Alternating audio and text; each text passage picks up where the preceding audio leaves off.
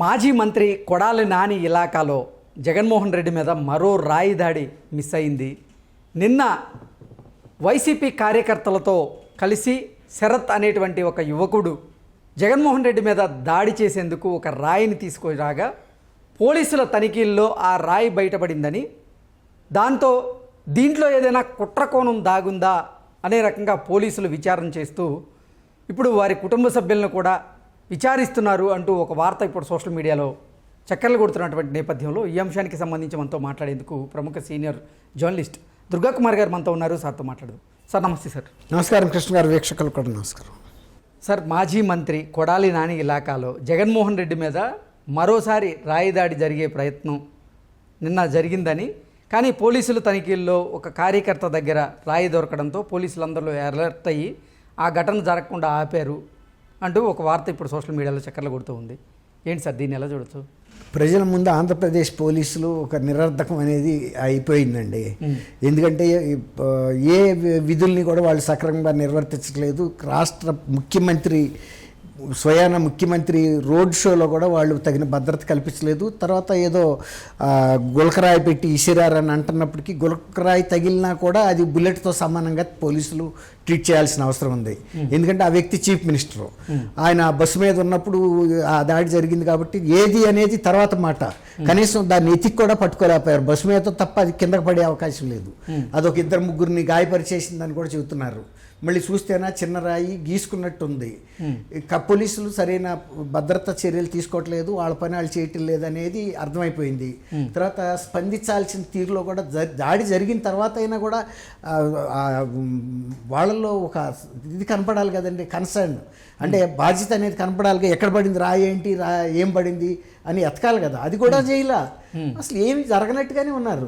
అందుకని పోలీసులు అంటే చీఫ్ మినిస్టర్ కూడా నిన్న విరక్తి కలిగి ఉంటుంది. అసలు వీళ్ళు కనీసం నా మీద పడింది గులకరాయి అయినా కూడా తర్వాత ఏదైనా పడుతుందని భయానికి నన్ను శ్రద్ధ తీసుకోలేదని అనుకున్నారా?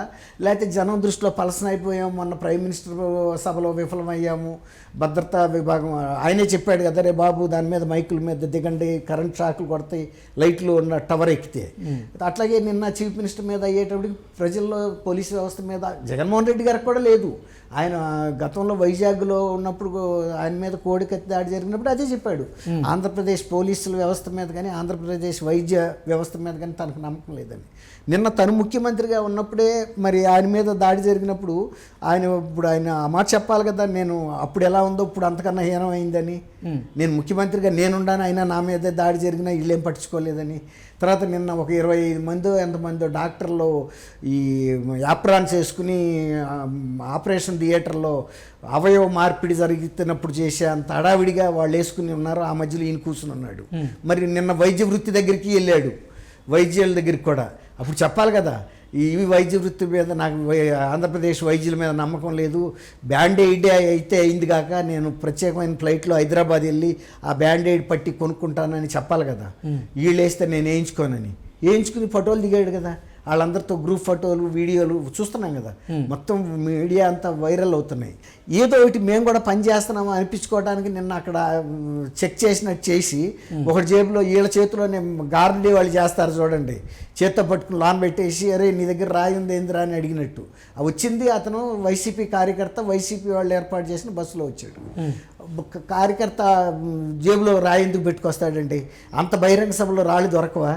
ఇంటి నుంచి అలా తేవాలా? నిన్న దొరికిన గులకరాయి లాంటిది ఎక్కడైనా దొరుకుతాయి. మన దేశం అంత క్లీన్గా గ్రీన్గా ఉందా? మన దేశం ఎన్నో చెట్లు కొట్టేస్తున్నారు రోజు, గ్రీనరీ లేకుండా.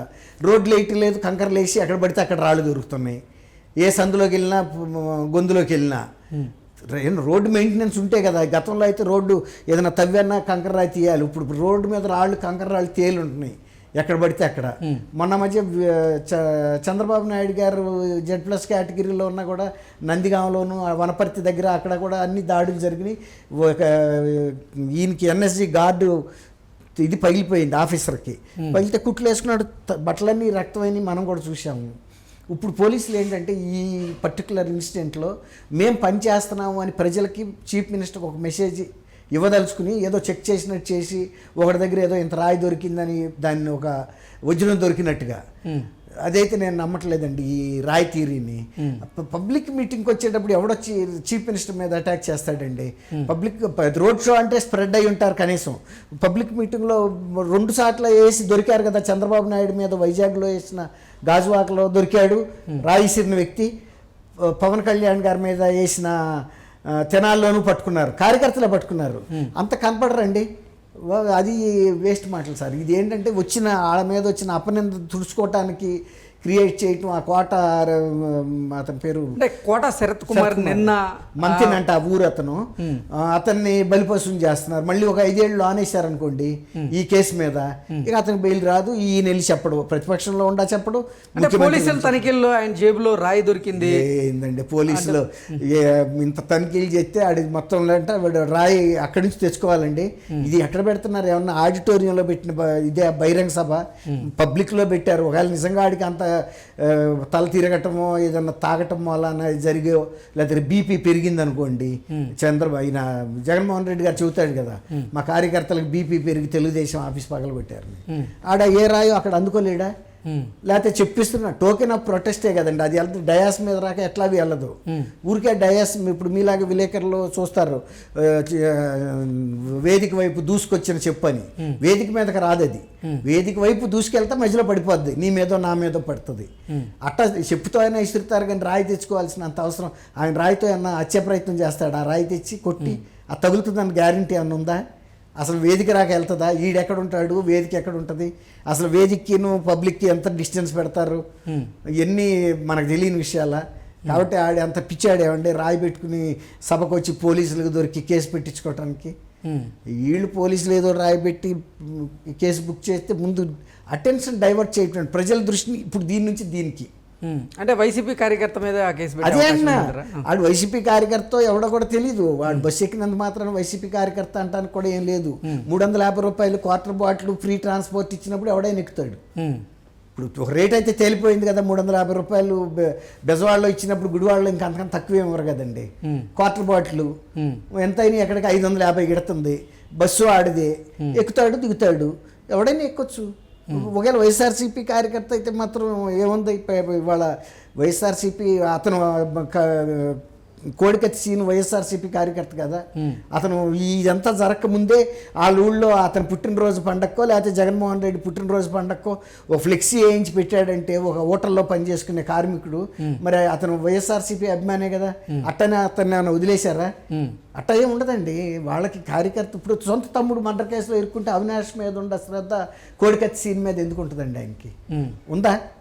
వాళ్ళు ఢిల్లీ రాకి వెళ్ళినప్పుడు యాదృచ్ఛికంగా దైవికంగా హైకోర్టులో బెయిల్ వచ్చింది. వాళ్ళ తల్లి అన్నయ్య ఢిల్లీ వెళ్ళారు, ఆ పెద్దాళ్ళ దృష్టి కన్నా తీసుకెళ్దాం ఇన్నాళ్ళు మగ్గుతాడని. దైవికంగా వచ్చింది ఆ కోర్టు వారి దయ వల్ల. అట్లా ఇప్పుడు ఇవన్నీ మానవత్వం ఇష్యూస్ ఉండవు కృష్ణ గారు.